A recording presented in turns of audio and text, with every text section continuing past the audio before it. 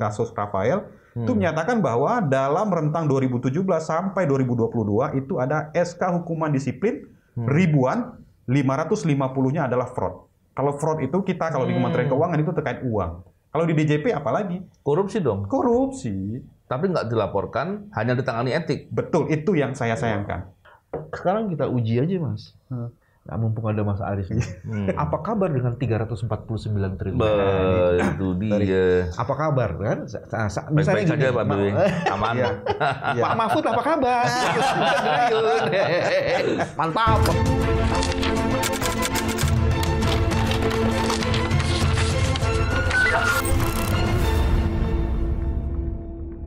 Bismillahirrahmanirrahim. Assalamualaikum warahmatullahi wabarakatuh. Salam integritas. Alhamdulillah kembali berbincang di podcast ini. Tentunya bersama dengan Pak BW.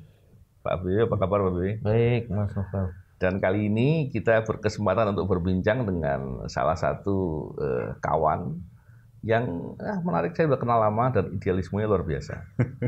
Dulu saya kenal ketika di pengawas internal pajak itu apa namanya? Kidsda. Dan sekarang sudah nggak lagi. Ini Mas Fitra Haris. Apa kabar? Baik Bang, terima kasih.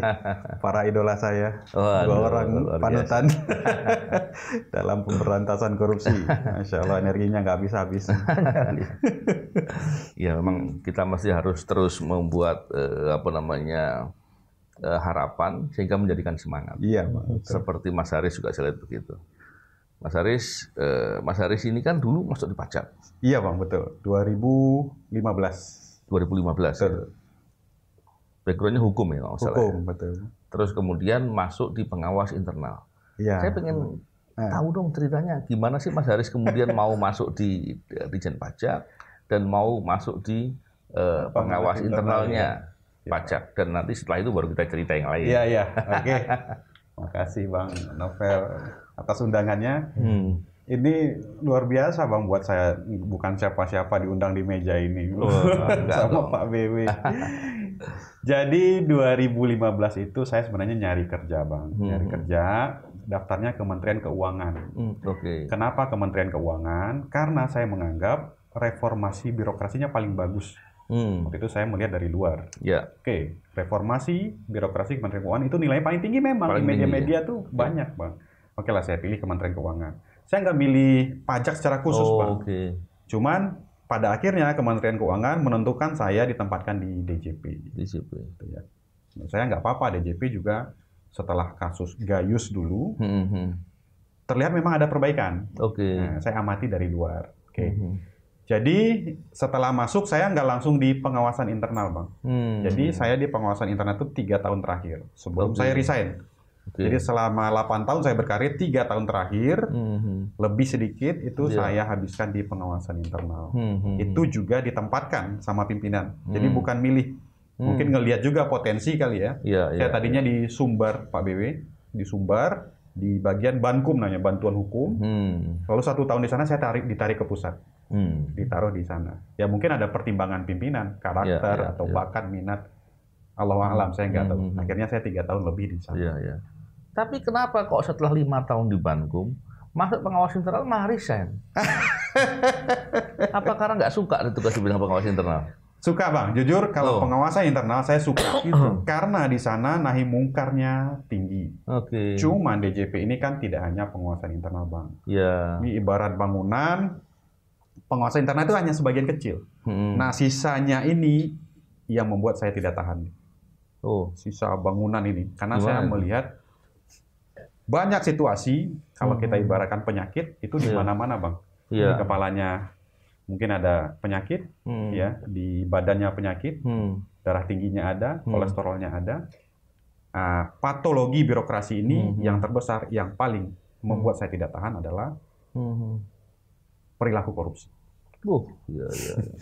Menarik ini Mas Haris. Salah satu alasan ya Bang, di sana ada rangkaiannya, ada kezoliman, banyak lah. Ya, salah satunya kezolimannya yang menurut yang saya yakini itu tidak boleh. Kita tolong menolong di kezoliman, Betul. Itu menurut yang saya yakini ya itu tidak boleh, walaupun saya tidak melakukan. Iya.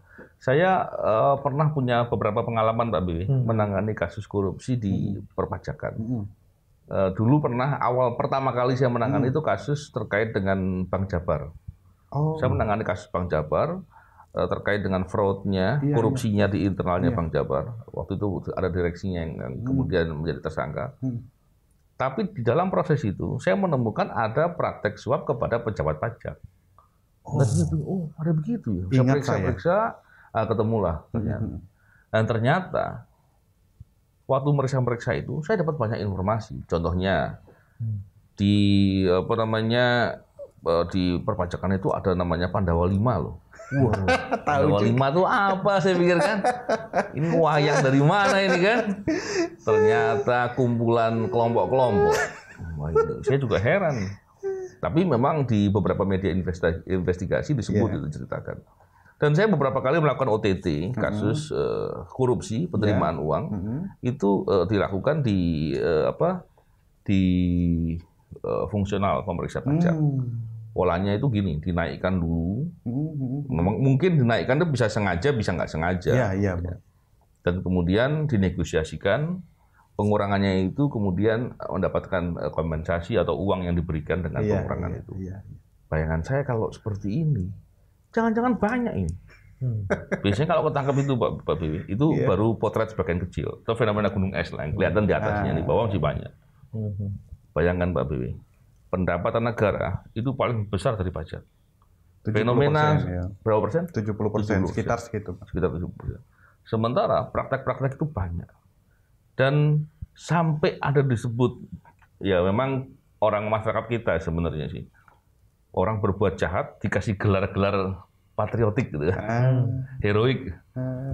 Kalau dulu saya pernah mendengar di suatu distribusi pangan ada 7 samurai lah. Kita juga sering mendengar 9 naga lah. Di pajak ada Pandawa 5 lah, kan gitu.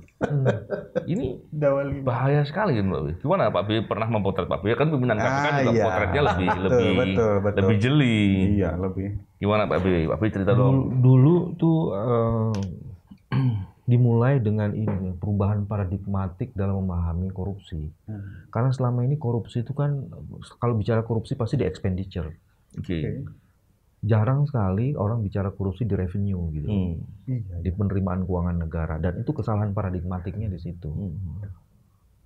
Kalau korupsi di expenditure pasti di pengadaan barang, anggaran macam-macam gitu, Mas. Anggaran macam-macam lah itu ada, terutama di pengadaan barang dan jasanya. Cuman kalau di penerimaan, nah itu menjadi menarik gitu di situ.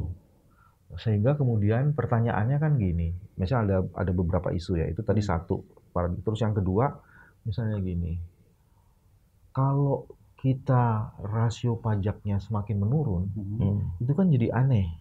Kenapa mesti makin menurun? Dan tren ini munculnya pasca tax amnesty. Jadi itu menarik tuh Mas. Kan mestinya tax amnesty itu untuk apa sih? Menambah basis pajak. Kan mestinya harusnya tambah luas dong. Dan penerimaan tambah banyak dong karena basis pajak. Tapi kok ini trennya rasio pajaknya itu juga tambah menurun, terus jumlah pajaknya juga kemudian. Nah, itu bagian yang pertama yang menarik. Bagian yang kedua yang menarik yang juga coba cek deh, hampir semua orang-orang yang dipajak yang dekat dengan pusat-pusat kekuasaan itu biasanya punya akses langsung tuh dengan orang-orang nomor. Jadi selalu seperti itu. Ingat nggak dulu di zaman Presiden SBY misalnya, Dirjen Pajak menyediakan satu dashboard yang bisa menginformasikan. Sebenarnya ini wajib pajaknya ini dia saatnya gini, berapapun dibebankan pajak bisa bayar. Nah itu kan artinya pertanyaannya kan, jadi potensi penerimaan pajak kita berapa sebenarnya sih? Iya. Menarik sekali. Dan di situ ada modus-modus juga. Ini yang sebenarnya harus ditanya sama Mas Haris nih kan. Karena dari situ ada modus operandi tuh yang terjadi. Sebelum bicara modus nih, tadi Pak BW kan bilang soal tax ratio ya. Iya, Bang. saya yakin ya pemirsa itu masih banyak yang belum paham tax ratio itu apa sih. Karena kan tax ratio kita sekarang 8 berapa ya? Iya, 8%. Semakin pokoknya di bawah 1 digit lah nggak. Padahal pernah di atas 2 digit. Banyak negara-negara tetangga itu kayak Malaysia itu kan sudah belasan kalau nggak salah ya. Dan apa namanya tax ratio kecil itu dampaknya apa? Orang pajak yang bisa jelaskan. Iya Bang, ini sebenarnya ilmu ekonomi ya Bang, bukan bidang saya. Cuman karena memang sekian tahun di pajak, otomatis saya baca-baca juga gitu kan. Tax ratio itu maksudnya kan perbandingan tax to GDP Bang, penerimaan pajak berbanding dengan PDB kita. Nah standar idealnya adalah 14% sampai 15%. Nah itu baru ideal buat sebuah negara. Nah, jadi tax to PDB-nya itu berbanding adalah 14%. Nah kalau di bawah itu berarti harus dipertanyakan. Kok 8 jelek kali loh? Jauh Pak. Jauh. Nah, dampaknya apa dengan jauh itu? Kan kalau semakin rendah penerimaan, artinya kekurangan dari pembiayaan negara itu kan ditutup dengan utang. Karena berarti kan defisit. Jadi biayanya berapa, total pendapatannya berapa, ada gap di sana, namanya defisit, itu ditutup dengan hutang. Itu makanya ada utang luar negeri, penerbitan surat utang, gitu ya. Nah itu sebenarnya sederhananya berpikir seperti itu. Sekarang begini, selisih antara contohnya kalau 8,5 seandainya nih, 8,5 dibanding 14, berarti kan ada selisih 5,5 tuh, betul ya? Betul. Dengan selisih 5,5 berarti kan harusnya contohnya kalau boleh nggak saya menggunakan begini, kalau 14 itu ternyata adalah 14.400 triliun seandainya nih, 1.400 triliun. Berarti kalau 8,5 berarti kan menjadi 850 gitu. Betul. Berarti selisihnya kan banyak ya. Iya. Artinya kalau mau dibilang persentase, boleh nggak saya bilang begini, bahwa potensi loss-nya atau loss-nya dari yang seharusnya bisa diterima itu antara 30-40%. Betul Bang. Betul nggak? Ya. Kalau menggunakan asumsi saya awam ini. Jadi sebenarnya turunnya tax ratio itu kan banyak penyebab Bang. Salah satunya adalah yang pertama mungkin memang penggalian potensi kita belum maksimal. Apakah itu sistem administrasi perpajakan itu belum tersusun dengan bagus sehingga belum bisa mengcapture potensi-potensi daerah, atau yang kedua nih Bang, ada perilaku korup. Nah ini nih sebenarnya yang bisa kita atasi secara bersama-sama nih. Nah perilaku korup kalau kita lihat di persidangan ya Bang, kasus-kasus pajak terakhir ya kan ada yang baru-barusan tuh ya. Di fakta persidangan terbuka kalau sebenarnya kasus Angin Prayitno, salah satunya sebenarnya potensinya 40 M. Dia cukup bayar 20 M misalkan ya, sisanya dibagi-bagi gitu kan. Sebenarnya yang dibagi itu kan harusnya masuk ke negara. Nah mungkin salah satu loss-nya memang di situ. Itu kan satu kasus yang terungkap di persidangan. Nah sekarang pertanyaan, berapa banyak kasus di seluruh Indonesia dengan ratusan kepala kantor dengan jutaan wajib pajak, berapa kasus yang dilakukan oleh oknum-oknum yang tidak bertanggung jawab. Nah ini kan yang menjadi tugas kita sebenarnya. Oh gitu ya. Sebenarnya ini menarik kalau bisa dikuantifikasi aja Mas. Potensi fraud itu di sebuah tempat yang yang sudah sangat korup, yang korupnya ini kan kita bisa potret tuh. Itu bisa dapat persentasenya tuh. Nah, yang lebih menarik lagi kan gini. Korupsi di pajak itu pasti ada pola lah. Tadi sudah secara tidak langsung disebut ada markup. Terus dari markup itu ada ininya, kemudian itu dijadikan deal. Tapi kan masih ada banyak lagi itu, bukan hanya markup mengenai ininya. Ada lagi SPT mungkin ya, pemberitahuan menggunakan apa istilahnya, proyek-proyek yang tidak bisa dipertanggungjawabkan seolah-olah ada consultant fee atau macam-macam. Padahal itu sebenarnya nggak ada. Gitu. Itu modus-modus kayak gitu. Kalau pengalaman dari Mas Haris nih, modus-modus korupsi pajak itu seperti apa? Modus-modusnya. Sebenarnya sangat banyak Bang ya. Cuman kita coba fokuskan ya. Dikategorisir Mas. Kategorisir ya. Bikin cluster ya. Yang pertama, yang Pak Boy bilang di pengadaan barang jasa itu memang sudah pernah terjadi. Ini harus kita sampaikan juga Bang, bahwa treatment yang dilakukan oleh Ibu Menteri itu sudah ada tapi belum cukup. Artinya sudah pernah ditemukan sebuah perilaku korupsi dengan penerimaan uang 5 miliar lebih. Ya. Gede itu, Pak. 5 miliar lebih, tapi Bu Menteri hanya menindak secara administratif. 5 miliar itu diterima oleh pegawai pajak? Iya. Oh, gitu. Korupsi dong? Korupsi. Iya. Harusnya kan dilaporkan ke APH. Iya. Nah, Bu Menteri menindak, tapi secara administratif nggak cukup. Obatnya nggak cukup, Pak. Dosisnya nggak cukup. Dan itu salah. Ya, salah. Karena harusnya dilaporkan ada kewajiban kan, ada kewajiban di KUHAP ya, Pak. Iya, betul. Nah, itu satu. Ya. Ini harus kita dorong. Yang kedua, terkait wajib pajak nih, Pak BW ya. Ada banyak fungsi, pengawasan, pemeriksaan, penagihan, pemeriksaan bukti permulaan, penyidikan, penelaah keberatan. Nah, di fungsi-fungsi ini sangat terbuka lebar potensi fraud, penerimaan uang. Nah, kita bahas salah satu yang tadi sudah kita bicarakan, fungsional. Fungsional ini, ketika dia bertemu dengan wajib pajak, dia itu sangat leluasa memasukkan, oh ini potensi pajak, ini enggak. Karena data hanya dia yang memiliki, hanya dia mengetahui bersama wajib pajak. Jadi ketika dia turunkan potensinya, itu nggak ada yang tahu. Nah, salah satu penyebabnya adalah itu. Atau yang kedua, sebenarnya bukan potensi, tapi dia bikin seolah-olah potensi. Ini jadi bluffing. Memanfaatkan ketidaktahuan wajib pajak. Oh, ini sebenarnya bukan potensi pajak. Nah, dari kasus-kasus yang saya tangani, Pak BW, itu ada, dua-duanya ada. Yang potensi sebenarnya penerimaan negara itu kuat, disunat, lalu dia minta jatah dia, masuk ke negara berapa. Ada juga yang bluffing.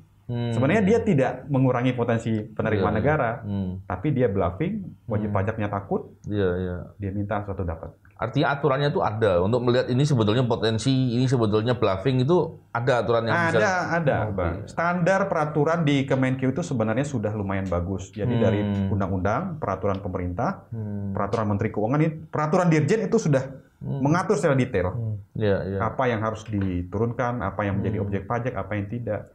Tapi yang namanya manusia, praktek di lapangan itu bisa melakukan apa saja.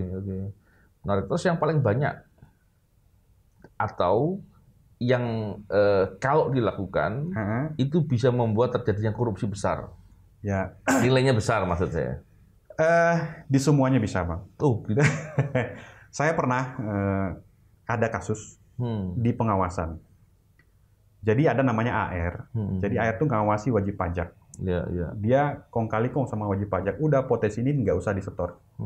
Kan dia yang ngawasi. AR itu apa? Account representatif. Ya. Itu lumayan miliaran juga, Bang. Satu wajib pajak. Account representatif itu yang dia menghandle beberapa wajib pajak. Ya, sejumlah wajib di pajak. garis paling depan tuh. Nah, dia itu punya kewenangan untuk menggali potensi. Ngirim surat ke wajib pajak. Ini tolong diklarifikasi data-data A, B, sampai Z. Nah, dalam rangka mengklarifikasi inilah terbuka ruang negosiasi. Ya udah, ini masuk potensi, ini enggak. Ini masuk. Itu terbuka ya. Di fungsional juga. Jadi kalau saya pernah juga, Bang, fungsional minta 6M, dikasih 3M gitu kan. Dapat kita ngaku. Nah, artinya yang jadi yang saya garis bawah itu, Bang Novel, Pak BW, sebenarnya Menteri Keuangan sudah mengcapture bahwa perilaku koruptif ini di DJP khususnya, karena saya di DJP, itu sudah terjadi di seluruh Indonesia.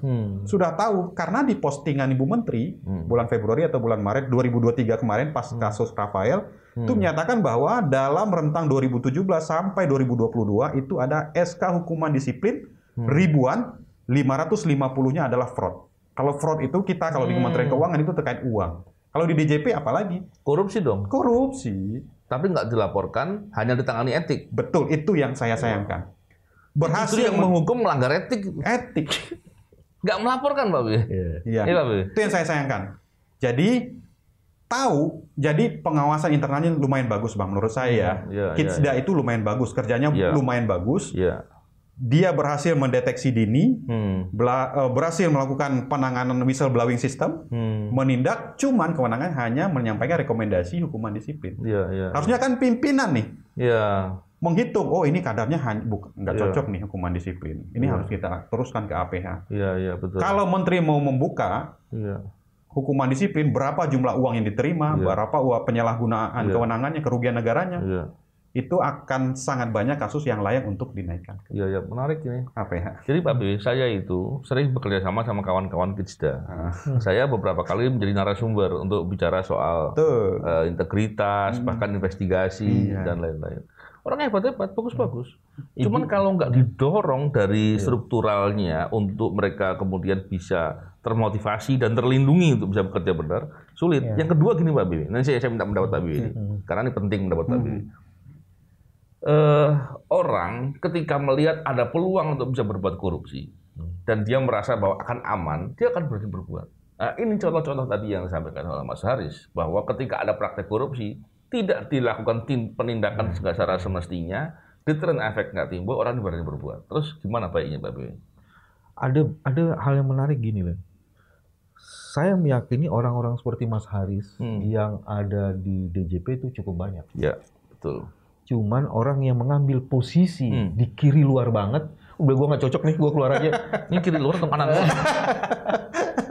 Kiri luar bagian kanan. Oh, iya. Itu tidak banyak. Iya. Nah, artinya dari titik itu sebenarnya ada potensi apa yang disebut dengan agents of change yang ada di situ. Itu juga harus dilihat karena banyak juga anak-anak. Dijen Pajak itu salah satu direktorat yang sebenarnya konfigurasi orang-orang di dalam itu menarik, Mas. Karena banyak anak mudanya. Betul. Nah, perubahan-perubahan itu sangat dekat sekali dengan anak muda. Perubahan dekat dengan anak muda. Betul. Terutama di sektor pajak. Iya. Tapi memang perubahan itu penting. Iya, penting. Kalau nggak berubah nggak maju. Itu bagian satu. Nah. Iya. Bagian yang kedua yang juga sangat menarik tuh gini.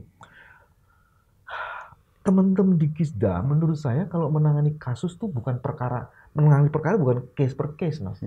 Dia sudah membaca gejala, simptom dan fenomenanya udah dilihat, Mas. Jadi potensi fraud-nya itu sudah di-capture, di mana kelemahan itunya. Nah, cuma sekarang kita berhadapan dengan ini ada bagian dari orang-orang yang secara sistematik tadi Mas Novel bilang tuh ada Pandawa 5 gitu. Nah, itu kan sulama. Nah, itu kan nggak beres-beres. Yang namanya korupsi kan kita tahu, Mas, well organized, Mas. Selama kemampuan meng-capture-nya itu tidak ditopang oleh kemampuan sumber daya yang ada dalam posisi strategis, nggak jalan barang ini. Iya. Nggak jalan barang ini. Nah, itu bagian yang kedua. Jadi sudah di-capture, cuma sekarang siapa yang mau mulai dan perlu agent of change. Nah, gitu loh. Nah, itu yang coba Mas Noel perhatikan dan lembaga yang hampir pasti pimpinannya berasal dari jabatan karir itu dipajak. Kalau tidak, Mas, selesai. Anak buah lapor apa, ketua manggut-manggut aja nih kepala ini. Nggak paham. Karena dia punya kekhasan aturan yang memang hanya dimengerti. Pajak hanya dimengerti oleh orang pajak. Iya. Nah, itu juga yang menurut saya juga jadi menarik gitu. Makanya hampir pasti Dirjen Pajak itu berasal dari jabatan karir. Iya. Ada sih yang bukan, cuma sangat sedikit sekali. Hampir semuanya karena sudah mengetahui itu. Jadi capture sudah ada, game changernya ada, segitu orang pimpinan dari ini. Nah, yang jadi masalah yang mesti dipecahkan tuh adalah ada orang yang sudah mengalami hijrah, punya catatan masa lalu, ini kemudian dipakai sebagai kuncian. Betul nggak sih? Betul, Pak. Saya setuju. Itu kuncian itu, Mas. Kunciannya maut-maut itu. Nah, itu yang menarik. Ada lagi yang sebenarnya juga sudah tercapture. Kalau kita pakai contohnya Alun ya, sebenarnya kan Alun itu bisa menjelaskan dari contoh Alun itu dengan jabatan posisi seperti itu, dengan kekayaan seperti itu, sehingga tidak bisa dijelaskan asal muasal antara penghasilan dan kekayaan. Dan itu mereka tuh kan ada yang disebut apa namanya flexingnya ya. Kadang-kadang kan suka pamer. Itu terjadi, Mas. Jadi sebenarnya dengan mudah itu bisa di ini. Jadi follow the money-nya itu dengan kelihatan jelas sekali sebenarnya. Nah, sekarang pertanyaannya adalah di pajak tuh sebenarnya mau berubah atau tidak, bukan bisa berubah atau tidak. Kalau kemauan itu ada, pasti bisa. Iya. Apalagi di pajak ini kan kalau nggak salah salary-nya sudah bagus ya. Bagus. Lumayan, Bang. Lumayan bagus. Tinggi ya. itu. Tinggi, kalau menurut ya. saya ya tinggi. Artinya mau kerja bener pun semestinya masih bisa mendapat penghasilan yang layak gitu. Bisa. Dan yang menarik kan gini. Tadi saya sepakat dengan Pak Bibi bahwa di pajak itu banyak sekali orang-orang yang baik-baik. Banyak. Saya juga. Seperti Mas Haris ya kan. Dan saya ingat betul teman-teman Mas Haris di pengawas internal itu banyak yang dipindah-pindahin sekarang. Iya. Saya tahu informasi itu. Cuman yang menarik adalah begini, Mas Haris bisa menjelasin ini. Dengan kondisi banyak orang yang baik. Iya. Yang baik pasti punya semangat dong untuk membuat perubahan menjadi baik. Kan? Iya, betul. Yang kedua, mereka juga sadar dong, dia punya penghasilan juga, atau penghasilan itu kan membuat jaminan masa depan itu kan. Betul. Dia mendapatkan penghargaan untuk kerja dengan cara yang baik. Iya. Terus yang masih menjadi kendala untuk bisa berbuat baik dan berani untuk bersikap dengan baik itu apa sekarang? Iya. Faktornya ya. Iya. Itu juga yang saya rasakan, Bang. Jadi memang dulu saya sama teman-teman senior saya yang Abang bilang tadi yang udah pindah-pindah itu, memang saya belajar dari mereka. Mereka itu punya keberanian yang memang berlebih dari teman-teman yang lain. Nah, yang lain ini takut karena memang sistem perlindungannya belum berjalan dengan baik. Ya. Gitu. Jadi kalaulah sistem perlindungan terhadap informan, whistleblower, terhadap justice kolaborator itu berjalan dengan baik, mereka mungkin akan lebih leluasa untuk melaporkan sebuah dugaan pelanggaran disiplin atau dugaan tindak pidana korupsi.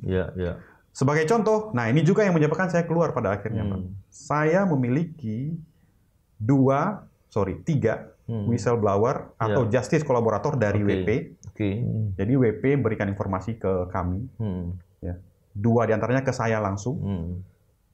Signifikan informasinya, artinya WP ini layak untuk kita lindungi. Pada akhirnya dihajar juga. Yang membuka informasi soal perilaku orang internal ya. Jadi kalau nggak ada informasi dari WP ini kita nggak akan bisa. Kan pengawas internal kewenangannya apa? Nggak ada. Sebatas geledah, memeriksa barang-barang yang ada di kantor. Kalau terkait HP kan nggak bisa. Upaya paksa nggak bisa. Informasi ini menjelaskan 2 hal. Satu, whistleblowing system di dalam institusi seperti perpajakan ini jadi penting. Tapi kemudian harus ada law enforcement, sistem penegakan yang bisa memastikan barang ini jalan gitu. Salah satu syaratnya adalah perlindungan terhadap si peniup fluidnya itu. Kalau tidak, selesai. Akhirnya lembaga ini nggak dipercaya. Whistleblower nggak dipercaya. Bayangan saya, kalau hal-hal yang dibutuhkan itu betul-betul bisa diimplementasikan, artinya whistleblowing system, perlindungan, segala macam betul-betul diimplementasikan, orang akan mau untuk mendorong untuk diperbaiki ya. Betul. Mana-mana yang bermasalah. Dan itu dampaknya pasti akan terkait dengan penerimaan negara yang sangat besar. Sekarang kita uji aja, Mas. Nah, mumpung ada Mas Aris nih. Apa kabar dengan 349 triliun? Itu dia. Apa kabar kan? Misalnya gini, Pak Bibi. Aman. Pak Mahfud apa kabar? Mantap, Pak Mahfud. Nah, pertanyaannya simpel-simpel aja gitu loh. Kita tidak pernah mendengar progress report dari tim yang ini. Satu. Terus kedua, ada kabar yang harus diklarifikasi ini. Katanya sebagian atau beberapa di antara tim itu diduga terlibat dalam transaksi mencurigakan. Namanya ada di situ. Kan kita tidak boleh melakukan insinuasi kan. Betul. Nah ini kan harus diklarifikasi. Pak Mahfud apa kabar Pak Mahfud? Inisialnya belum disebut. Menyebut Mas Aris kita. Itu yang kedua yang terus yang ketiga yang juga sangat penting, Mas. Ini sekarang seolah-olah ini membuat masyarakat kan heboh, hilang, senyap, sunyi. Terus udah gitu nanti muncul lagi kehebohan baru lagi. Dan yang kasihan itu adalah orang yang ingin bersungguh-sungguh membereskan itu. Kita tahu Bu Menteri itu juga ingin membereskan itu, ya kan? Pak Mahfud dalam hati kecilnya, saya bisa membaca pasti mau juga. Cuman ya tambal misalnya kayak gitu kan. Ini kita ngomong begini juga karena kita cinta ini kan. Betul. Kita kepengen banget kasus 349 triliun itu bisa jadi etalase untuk capture bagaimana sesungguhnya masalah dan yang lebih penting bukan hanya memetakan masalah, apa solusinya. Betul. Karena kalau enggak, aduh, kita tak cerdas. Dari yang disampaikan Pak Dewi, saya mau nambahkan sedikit nanti sebelum ditanggapi Mas Haris. Enggak, kirim salam dulu sama Pak Mahfud. Oh iya. Apa kabar Pak? Kabarnya baik, aman. Saya wakili jawab. Jadi ketika bicara terkait dengan dugaan transaksi mencurigakan yang 349 tadi, itu kan di Kementerian Keuangan. Berarti kan paling tidak terkait Kementerian Keuangan kan ada 2 proses penegakan hukum kan, kepabeanan dan pajak. Artinya kalau ada transaksi mencurigakan, kemungkinan besar itu adalah terkait dengan tindak pidana pencucian uang terkait dengan 2 kejahatan itu kan begitu. Kalau ada suatu kejahatan, ada tindak pidana pencucian uangnya, artinya itu perbuatan bukan pertama kali, sudah sering terjadi. Kalau enggak, apa yang mau dicuci kan gitu. Kalau ada pencucian uang dan perbuatan yang sering, saya sebagai penyidik punya pengalaman, hampir bisa dipastikan ada orang internal yang terlibat. Artinya kalau ada pajak, ada tipikornya, ada tidak pidana pencucian uang, itu pasti ada orang internal yang terlibat dan pasti ada tidak pidana korupsinya. Pertanyaannya, tidak pidana korupsinya nggak pernah terdengar. Pernah disampaikan pimpinan KPK kalau nggak salah dalam suatu rilisnya itu sudah tidak lanjuti terkait dengan 349. Saya tahu tuh kasus lama, jadi jangan bohong lah gitu kan. Menindaklanjuti harus dengan jujur dan objektif. Maksudnya Mas Novel bohong gitu? Iya, saya kan tahu Pak itu nggak benar. 349 itu kasus yang disampaikan dan itu yang disampaikan dalam rilisnya itu nggak benar. Kalau nggak benar itu kan nggak mungkin saya bilang jujur kan Pak. Itu namanya Pak Mahfud apa kabarnya? Mas Haris sekarang di. Di sini ada 2 hal yang tadi. Nanti di ujung mungkin saya boleh usul sedikit Bang solusi dalam pandangan saya. Tapi terkait 349, saya adalah orang yang bergembira waktu Pak Mahfud dengan gagah berani mau membongkar ini semua. Mau ya? Mau. Kenapa? Karena saya bisa relate dengan angka-angka tersebut karena sebagian saya pernah melihatnya. Menarik. Jadi dugaan pelanggaran disiplin yang saya tangani dulu sebagai investigator internal, beberapa dari jumlah itu bagian, kalau dikomparasi memang nggak gede karena triliunan kan. Yang saya baca itu cukup besar, puluhan miliar, gitu kan? Orang yang kena di situ ya? Iya, yang di dalam itu.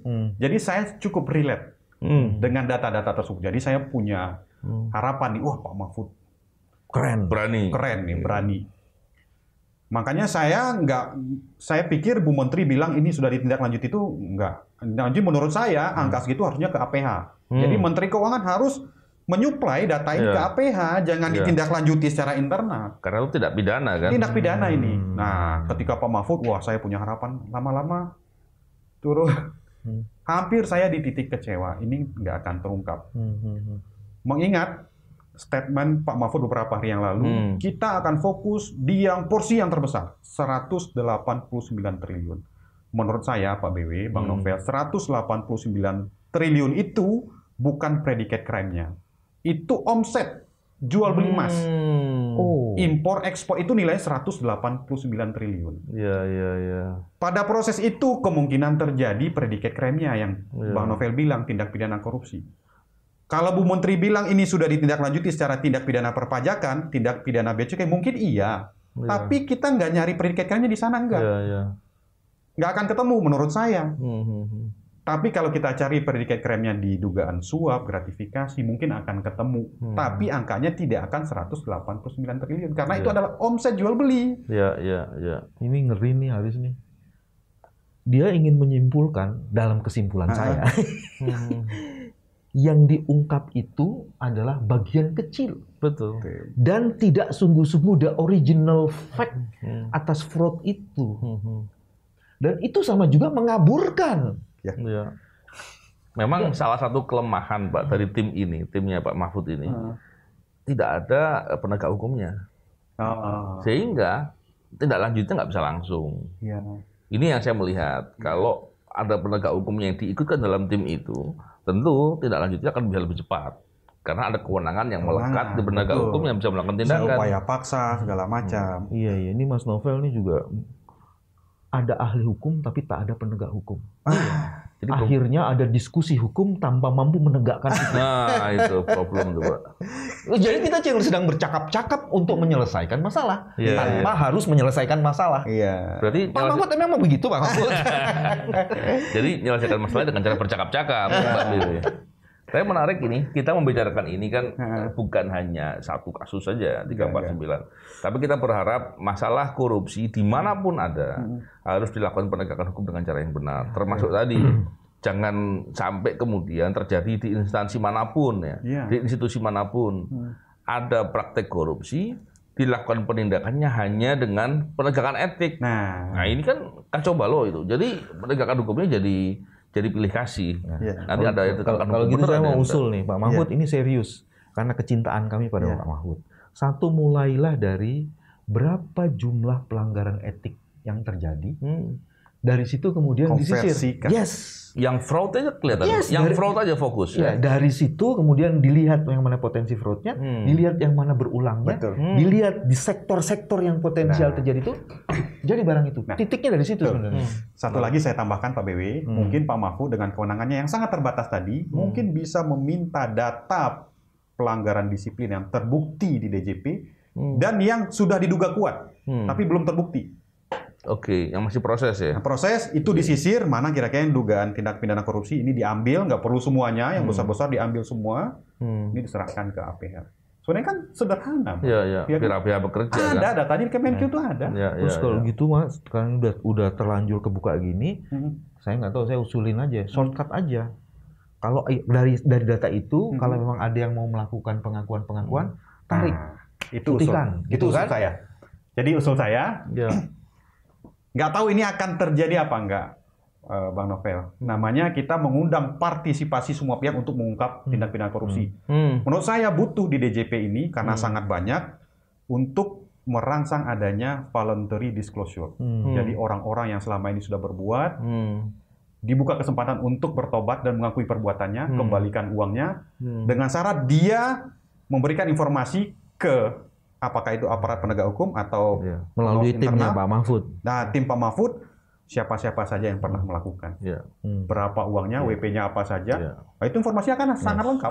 Yang disebut hari ini adalah whistleblower.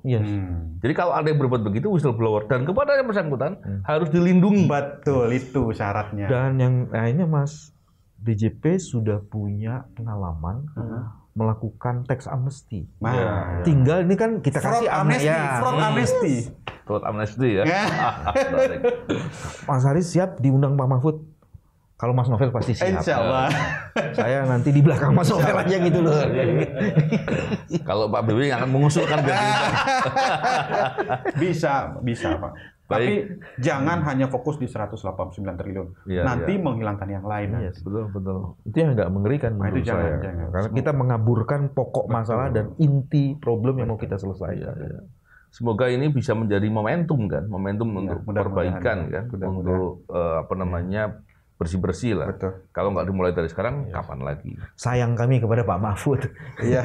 Ini Bang, sebelum ini berakhir, saya ingin mempertegas lagi kata Bang Novel sama Pak BW. Memang di DJP sudah sangat banyak orang baik. Sangat banyak teman-teman saya itu orang baik.